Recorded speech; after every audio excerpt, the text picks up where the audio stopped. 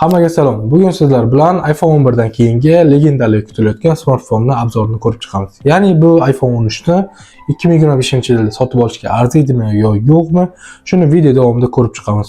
Va bu smartfon o'zini 2025-yilda qanaqa ko'rsatyapti. Undan oldin esa videoga bitta like bosib, obuna bo'lib qo'yishni unutmang.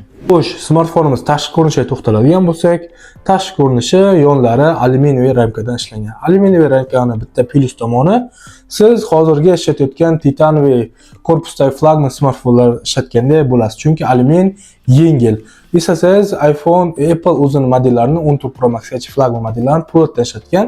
Po'lat esa ancha og'irroq edi, alyumin esa ancha yengilroq. Hozirgi titaniy iPhone'lar ishlatganda effektini beradi sizga. O'sha plus tomoni. Minus tomoni esa siz agar mana bunaqa to'q ranglarni sotib oladigan bo'lsangiz, menga o'xshab midnight rangini sotib oladigan bo'lsangiz, qirilib ketishi ancha osonroq, chunki alyumin rangi chiqib qoladi.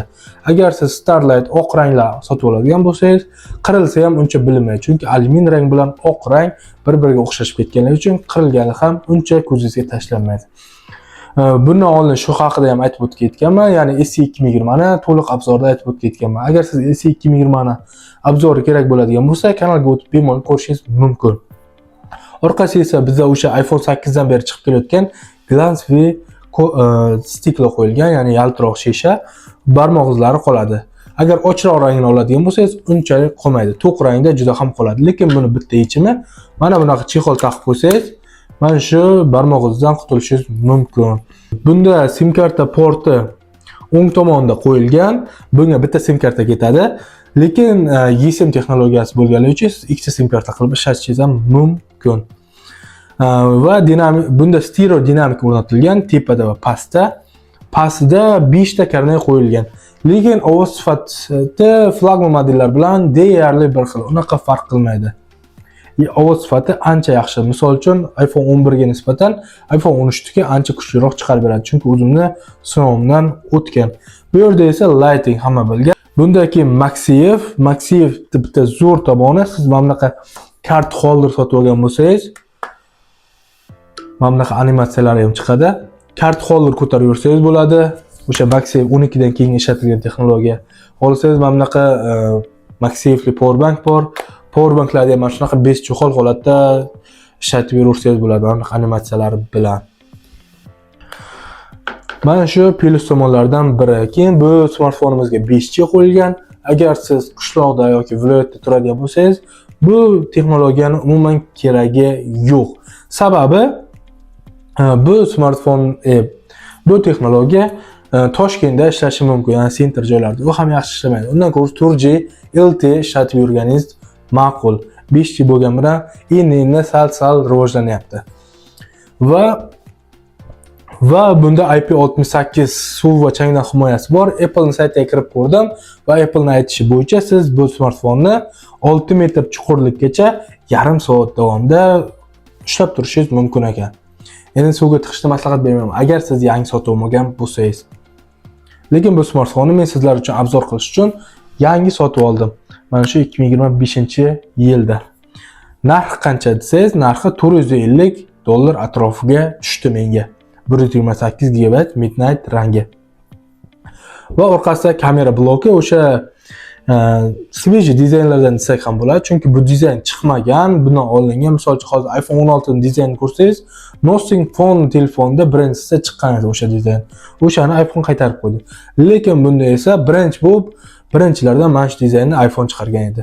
Keyin boshqa modellarda ko'rishingiz mumkin. Uncha yo'q desak ham bo'ladi mana shu dizayn, kamera dizayni. Va simmetriya yaxshi ishlangan. Mana shu blokni bu yoqqa qo'ysangiz ham mana shuncha sig'ib ketadi. Bemalol bunaqa 14 Pro 15 Pro'larda katta qilib ishlanmagan. Kamerasi ikkita, bu 0.5, bunisi esa asosiy kamera 12 megapiksel va old kamerasi ham 12 megapiksel. Sizga 4K 60 ta kadrda syomka qilib beradi va orqa kameralari ham 4K 60 ta kadrda syomka qilib bera oladi. Lekin eslasangiz 15 ta va 16 da A5 ning oddiysida asosiy kamera 48 megapiksel va 2x optik zoomlarni qo'shishgan. Bu hammasi marketing do'stlar. Sababi agar siz 48 megapikselni ishlataman desangiz, ProMotion balobatda shunaqa funksiyalarni nastroykadan qo'shishingizga to'g'ri kelib qoladi. Bunda esa faqat 12 megapikselli o'zini ishlatasiz. O'sha 48 megapikselli qo'shmasangiz, siz ham 15-16 da 12 megapikselli syomka qilib rasmga tushirib yuraverasiz. 2x optik zoomga keladigan bo'lsak, o'sha 48 megapiksel kamerada oladi va sizga 40 qilib o'shani 2x qilib ko'rsatib qo'yadi. Ya'ni sizga optik zoom emas u, prosta marketing yo'li. Keyin bunda ekranga to'xtaladigan bo'lsak, ekran 6.1 dyum OLED display 60 Hz da ishlaydi. 60 Hz da aytishingiz mumkin, juda 60 Hz bu eski texnologiya, hozirgilar 120 Hz undan ham baland bo'lib ketyapti Androidlarda deyishingiz mumkin. Lekin o'zim Samsung ishlatib ko'rdim, shu bilan bitta yilda chiqqan smartfon 120 Hz da ishlaydi, lekin ora-orada qotib buglar bor. Bunda esa 60 Hz bo'lgan bilan umuman qotmasdan ishlab beradi. Ya'ni stabil 120 Hz qotadigan telefon ishlatganingizdan ko'ra 60 Hz da stabilni qotmaydigan telefon ishlatganingiz ma'qul. Bu albatta mening subyektiv fikrim. Ekran yorug'ligi esa 800 nitdan 1200 nitgacha ekan. Va bu siz quyoshdagida ishlatishingiz uchun juda ham udobni. Ya'ni 1000 nitdan oshiq bo'lsa, o'zi quyoshdagida bemalol ko'rsangiz bo'ladi. iPhone 11 da eslasangiz 600 yo 700 nit atrofida edi, adashmasam. Bu esa ancha past. Quyoshdagida ishlatishingiz sizga sal neudobstvo bo'lib qoladi. Shuning uchun iloji boricha oladigan smartfoningiz 1000 nitdan baland bo'lishi kerak. Hozirgi iPhone'lar 2000 nitgacha bo'lyapti. Smartfonimizni xotirasiga to'xtaladigan bo'lsak, eng bazavisi 128, 256 va 512 versiyalari bilan chiqqan. Eng zo'r tomoni eng kamida 128. Bundan oldingi iPhone 12 da esa 64 GB edi. Mana shu bitta plyus tomonlardan biri. Chunki hozirgi kunda ham 128 kichkinalik qilib qolmoqda agar siz syomka bilan shug'ullanadigan bo'lsangiz. Lekin 128 yaxshiroq 64 ga nisbatan. Tezkor xotirasi esa 4 GB RAM. Bundan keyin iPhone 14 da esa A5'da 6 GB RAM qo'yishgandi. Bu uncha farqiga bormaysiz, chunki 4 GB ham sizga bemalol yetib ortadi. Qotmasdan bemalol ishlab beradi. Bu prosta marketing do'stlar.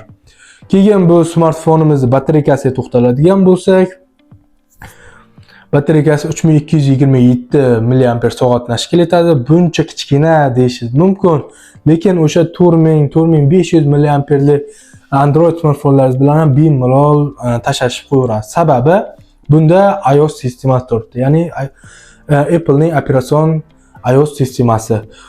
Sistema shunchalik zo'rki, energiya tejashligi, misol uchun o'sha 4500 mAhlik batareykalar bilan ham bemalol tenglasha oladi. O'sha 3227 mAh batareykali soatli batareyka qo'yilgani bilan. Misol uchun men bu qancha ketyapti desangiz, batareykasi o'zim ishlataman bu smartfonni. Misol uchun akkumulyator kiramiz. Hozir ekran zapis qo'shamiz. Akkumulyator kiramiz va последний 10 diniga qo'yamiz. Bu yerda ekran o'chiqligi o'rtacha vaqti 1 soat 43 minut ekan. Va ekran ishlatayotganligim 8 soat 19 minut. To'g'ri, men kuniga 2 marta qo'yaman. Yolg'on emas, 2 marta qo'yaman va o'rtacha sizga 5 soatdan 7 soatgacha yetib beradi. Agar sizda yomkistingiz 100 bo'lsa, men yangi olganligim uchun yomkisda 100, shuning uchun. O'rtacha sizga 6 soatdan 7 soatgacha yetib beradi. Agar avaylab ishlatadigan bo'lsangiz 8 soatga yetib beradi. Batareykasi ancha yaxshi qilib ishlangan. Misol uchun 12-11 larga nisbatan. Ular o'rtacha 5-6 soatga yetib bersa, bu 1-2 soat ko'proqqa yetib beradi. Chunki o'zim amalda ko'rdim shuni. Smartfonimiz 2021-yil 14-sentyabrda taqdim qilingan. Oradan 4 yil vaqt o'tib ketibdi. O'sha payti iOS 15 ga chiqqan. Hozirda esa men iOS 18 ga yangilaganman. iOS 18 ga ham bemalol qotmasdan ko'tarib beryapti. Xudo xolasa bu iOS 20 ni ham ko'tarib beradi. Chunki Apple har doim qurilmalarni 4 yildan 5 yilgacha undan ham ortiq yangilanish imkoniyatiga ega. Bitta plyus tomonlari mana shu. Bunda o'sha paytda A15 Bionic protsessor qo'yilgan. Juda ham moshni kuchli protsessor. Kuchli protsessorligidan o'sha paytda iPadga ham qo'yishgan. iPad mini 6 da ham A15 Bionic protsessor bilan chiqqan. Protsessor kuchli, hali ham moshnosti bor. O'sha moshnosti borligi uchun ham iOS 18 da uncha qotishda his qilmaysiz. Misol uchun o'zim SE 2020 bor. iOS 18 ga yangilaganman. A13 Bionic protsessor bo'lgani uchun 2 yil orqadagi protsessor bunga nisbatan sal qotishda his qilasiz. Bunda esa yo'q, sal yangiroq, svejroq protsessor. Shuning uchun smartfonimiz plus tomonga o'tadigan bo'lsa, bu uning mana bu cholkasi. Cholka ham plus bo'lishi mumkinmi desangiz, mumkin. Sababi, misol uchun o'zim 14 Pro ishlatib ko'rdim va Dynamic Island bordi, lekin mana buni qorong'i rejimga qo'yib qo'ysangiz, sizda Dynamic Island bormi, cholka bormi, hech kim farqi bo'lmaydi. Misol uchun o'sha bitta pluslardan mana shu. Bunda 800 nitdan 1200 nitgacha yorug'likgacha chiqadi. Ya'ni quyoshdagida ishlatayotganingizda displey yorug'ligi. Bu ham pluslardan biri. Misol uchun iPhone 1 da esa boya aytib o'tgandek juda ham past edi. 12 da ham adashmasam 1000 nitdan pastroq. Keyin kamerasi boya aytib o'tgandek, siz 12 megapikselda bemalol syomka qila olasiz.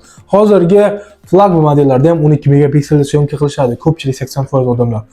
Siz 48 megapikselda syomka qilishingiz uchun nastroykadan qo'shishingiz kerak boyagi funksiyalarni. Bo'lmasa 12 megapiksel syomka qilaverasiz.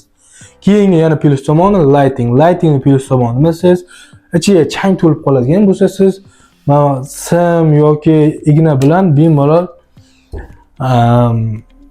changini olib tashlasangiz bo'ladi. O'zingiz yangi lighting buzilib qolmaydi. Type-C da esa sal bu problema.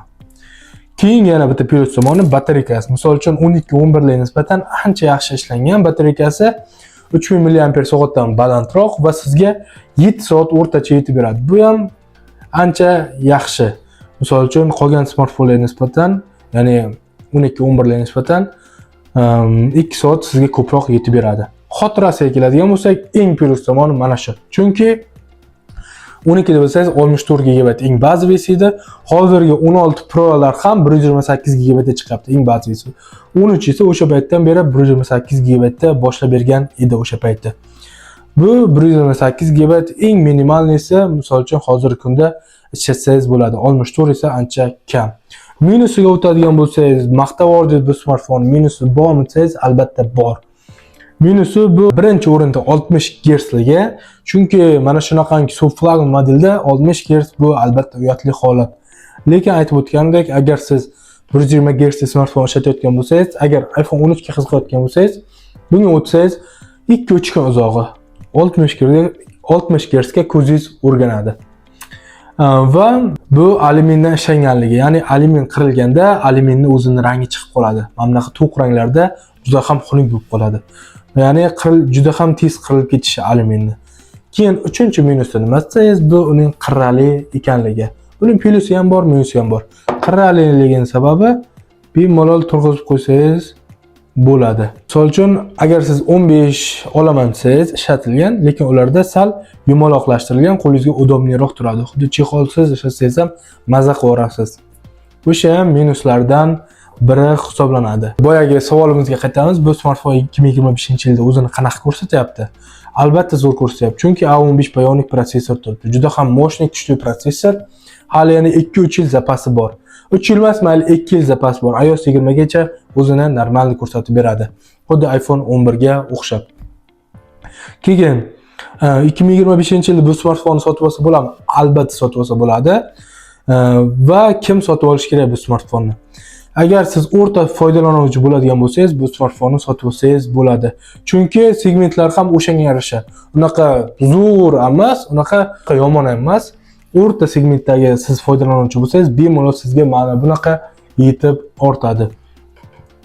Keyin agar siz iPhone 15 olmoqchi bo'lsangiz, ishlatilganni iPhone 13 oling. Chunki ancha plyus tejab qolasiz. Agar siz yangi smartfon sotib olaman desangiz, agar 13 da ham yangisini topsangiz bo'ladi. Agar orasida uncha katta farq bo'lmasa, hozir 15 lardan narx tushib qoldi. iPhone 15 olsangiz ham bo'laveradi, agar yangisini. Agar ishlatilgan olaman desangiz, 13 sotib oling. Chunki 15 bilan 13 da boya aytib o'tgandek, uncha farqi yo'q. Dynamic Island desangiz, qorong'i rejimga qo'yasiz baribir, batareykani tejash uchun. Keyin chexol to'qasiz, boyagi dizayni ham bilinmay ketadi. Qirrali dizayn ham sizga uncha neudobstvo bildirmay qo'yadi. Keyin Type-C desangiz, misol uchun lighting bilan Type-C pashti bir xil. Faqat Type-C ga o'zgartirib qo'yishgan. Zaryad berish tezligi pashti bir xil. O'shalarni ham hisobga olish kerak. Va siz agar 12 ishlatadigan bo'lsangiz, 12 juda charchab qolgan bo'lsa, o'tsangiz bo'ladi 13 ga. Agar yaxshi ishlatgan bo'lsa, o'tmang. Uncha farq sezmaysiz. Farq sezasiz, u darajada katta emas agar 12 dan 13 ga o'tsangiz. Agar sizda 11 bo'ladigan bo'lsa, albatta o'tsangiz bo'ladi. Sababi anchagina farq sezasiz. Chunki ko'pgina texnologiyalar qo'shilgan. 5G, MagSafe va cho'lkalar kichkinartirilgan bu yerda. Keyin yana bitta plyus tomoni, misol uchun cho'lkasi aytib o'tdimki, 12 da mana shu cho'lka sal kengrog'ida, kattarog'ida va o'rtasida dinamik qo'yib qo'yishgan. O'sha dinamik chang to'lib qolardi. Bunda esa tepaga qo'yib qo'yishgan, chang uncha-muncha to'lmaydi. To'lsa ham kichkina joyi to'ladi, tozalab yuborsangiz bo'ladi. Dinamikka zarar yetmaydi. Do'stlar, bu texno obzor edi. Keyingi videolar nima haqida bo'lishini yozib keting. Kanalga o'tib ko'rsangiz bundan ham zo'r videolar bor. iPhone haqida va iCloud haqida shunaqa videolar. O'zi blogim asosan 80% iPhone, chunki boshqa device'im yo'q. Xudo xolasa boshqacha obzorlarni qilamiz. Faqat siz obuna bo'lib, poddershkada bo'lishni unutmang.